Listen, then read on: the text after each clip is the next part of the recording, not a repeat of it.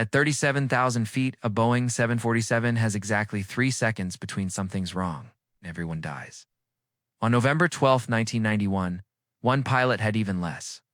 What he did in those 3 seconds shouldn't have been humanly possible. Investigators called it beyond the realm of training.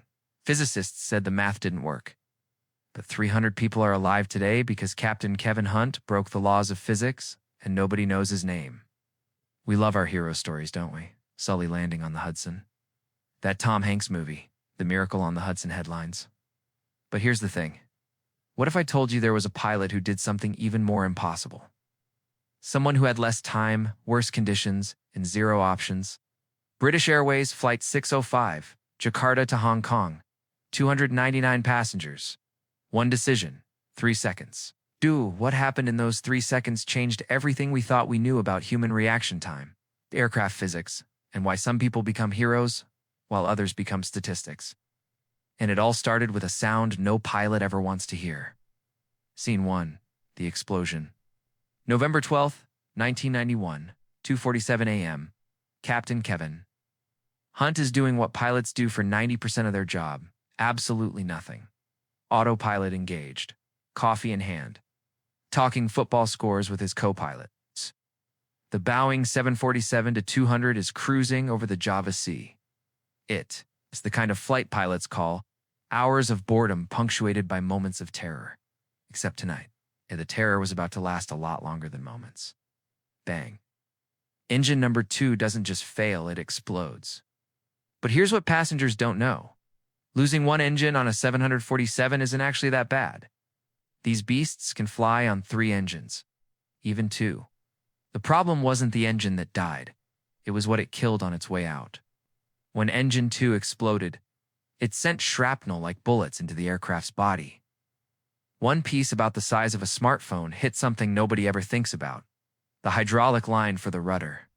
Now, let me explain why this is absolutely terrifying. Imagine driving your car at 120 miles per hour, and suddenly your steering wheel does nothing. That's bad, right?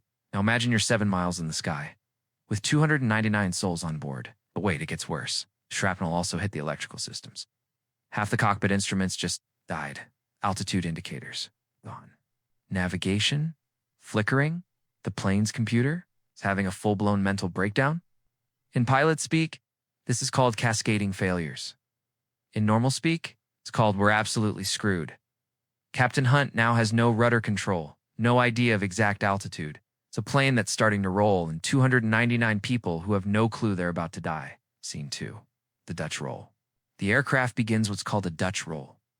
Imagine being in a canoe rocking side to side, except the canoe weighs 412,000 pounds, and each swing gets worse. At this altitude, he's got maybe 30 seconds before the roll becomes unrecoverable. After that, the plane either breaks apart from stress or goes into a death spiral. Most pilots would follow protocol. Declare emergency, reduce speed, temp standard recovery. Captain Hunt, he had a different idea. Here's where physics comes in. 747 in a Dutch roll at 37,000 feet is like a pendulum, each swing bigger than the last. Standard procedure says you use the rudder to counteract it. But Hunt had no rudder. The only other control surface that could help was the ailerons, the wing flaps. But using ailerons during a Dutch roll, it's like trying to stop a swing by pushing it sideways. Physics says it'll make things worse. Hunt had 3 seconds to decide. Follow protocol and definitely die. Try something physics says is impossible. Or do nothing and hope. In those 3 seconds, Captain Hunt's brain did something extraordinary. He didn't think he felt the aircraft. 40 years of flying, thousands of hours, every simulation, every instinct, all of it crystallized into one moment of pure clarity. He grabbed the yoke and did the opposite of what every manual says. Instead of fighting the roll, he accelerated into it. Then, at the exact microsecond of maximum roll, that point where physics wants to flip the plane, he reversed hard. It was like doing a Tokyo drift in a building 7 miles up. The plane shuddered. Passengers were thrown against their seats. The airframe groaned like it was about to snap. But it worked. The Dutch roll stopped. Scene 3. The landing. But Hunt wasn't done being a total badass. He now had a 747 with no rudder control, Trying to land at Hong Kong's old Kai Tak Airport, literally one of the most dangerous approaches in aviation. You have to fly straight at a mountain, then at the last second, cue a 47-degree turn at under 1,000 feet to line up with the runway. Pilots called it the Kai Tak heart attack. With a working rudder, 1 in 5 pilots would go around for another attempt. Hunt was doing it with no rudder, damaged hydraulics, and half his instruments dead. Hong Kong approach, Speedbird 605 heavy. We have no rudder authority. Pete, no rudder control. Speedbird 605, are you declaring emergency? Negative, Hong Kong, we're coming in. The air traffic controller later said he thought Hunt was joking. Nobody attempts Kai Tak without a rudder. It's not brave, it's suicide. But Hunt had figured something out. Using only engines and ailerons, he created his own rudder. By adjusting thrust on engines 1 and 4, the outer engines, he could yaw the aircraft. More power on the left pushed the nose right. More on the right pushed it left. It was like steering a car using only gas pedals. If the car weighed 200 tons and you were landing in a city, the plane landed so smoothly that passengers in the back didn't even know there'd been an emergency till they saw the fire trucks. Because Captain Hunt refused to be a hero. No interviews, no book deals, no movie rights. When British Airways offered him a medal, he said, "I was just doing my job."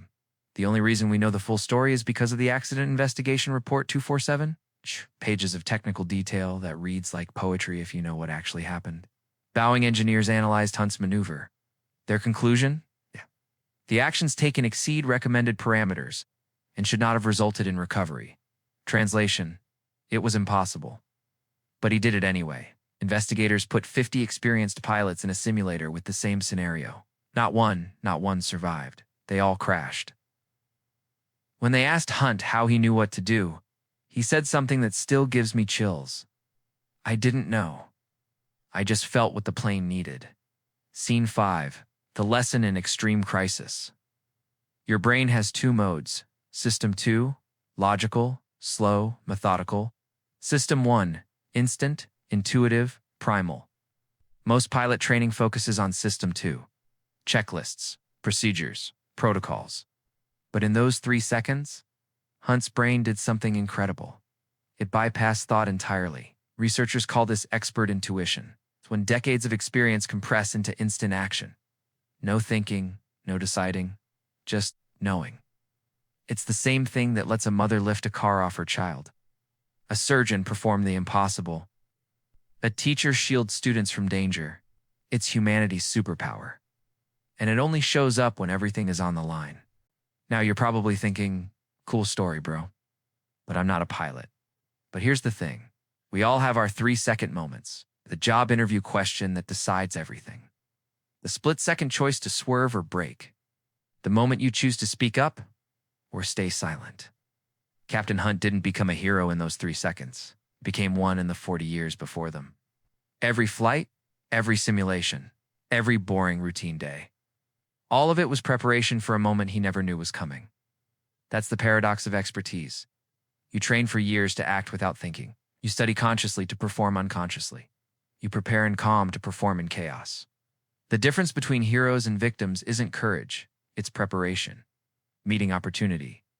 3 months after this incident, Captain Hunt was flying again. Same route, same aircraft type. A journalist caught him at the airport and asked, "Were you scared to fly again?" His response, "Every flight could be your 3 seconds. If you're not ready for that, you shouldn't be in the cockpit." We live in a world that promises comfort, safety, predictability. But the truth, your 3 seconds are coming. Maybe not today, maybe not tomorrow, but they're coming. And when they do, you won't rise to the occasion. You'll fall to the level of your preparation. 300 people are alive today because one man spent 40 years preparing for 3 seconds he never knew were coming. They went home to their families, had children. Those children had children. Thousands of lives exist because Kevin Hunt refused to accept the impossible. But here's what haunts me about this story. For every Kevin Hunt, how many planes went down because someone wasn't ready? How many 3-second moments ended in tragedy because someone said, "That'll never happen to me"? Your 3 seconds might not be at 37,000 feet. It might be in your car, at your job, in your relationship, That moment where preparation meets opportunity, meets necessity. The question isn't whether they're coming. The question is, will you be ready? Drop a comment below.